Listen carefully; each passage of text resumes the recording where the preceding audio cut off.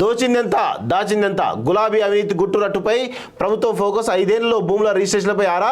Registration శాఖ DIG నుంచి వివరాల సేకరణ. ప్రభుత్వ భూములు అనేకరంతపైన దృష్టి. ఫామ్ హౌస్ ఏర్పాట్లపైన నజర్. రాజకీయ నేతలు ఎవరు, ఆఫీసర్లు ఎంతమంది, బినామీల పట్టే పనిలో గవర్నమెంట్.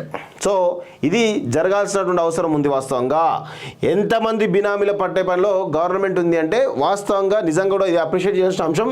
దీన్ని రాజకీయంగా వాడుకుంటే వాడుకోండి, కానీ కేవలం ఇష్యూని కొంతవరకు తీసుకెళ్ళి అక్కడికే ఆప్ చేస్తే మరి తెలంగాణ ప్రజలెవరు కూడా అసహించుకుంటారు అనే విషయం కూడా గుర్తుపెట్టుకోవాలి. రేవంత్ రెడ్డి ఆధ్వర్యంలో ఆపరేషన్ జరుగుతున్న విషయం అందరికీ తెలుసు. కాకపోతే ఈ విషయం పైన అందరూ కూడా చర్చ జరగాల్సినటువంటి అవసరం ఉంది. కేసీఆర్ పాలనలో బీఆర్ఎస్ లీడర్లు పెద్ద ఎత్తున ఆస్తులు కూడబెట్టుకున్నారని కాంగ్రెస్ పదే ఆరోపించింది. పొలిటికల్ లీడర్లతో పాటు బ్యూరోక్రాట్స్ వారి బంధువుల పేర్ల మీద విలువైన భూములు రిజిస్ట్రేషన్ జరిగినట్టు ఆరోపించింది. గులాబీ హయాంలో జరిగిన అవినీతిని వెలికి తీసేందుకు కాంగ్రెస్ ప్రభుత్వం సిద్ధమైంది.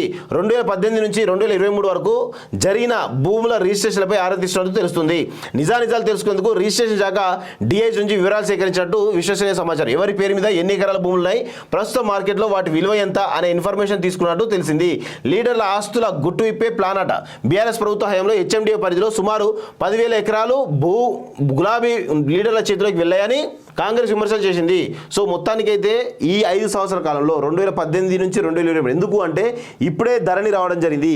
ఈ ధరణి వచ్చిన తర్వాతనే 1000 ఎకరాల భూములు ఈరోజు దొరల పాలైనవి, బీఆర్ఎస్ లీడర్ల పాలైనవి, అదేవిధంగా బీఆర్ఎస్ ఎమ్మెల్యేలు మంత్రుల పాలైన విషయం కూడా మనందరం కూడా గమనించాలి.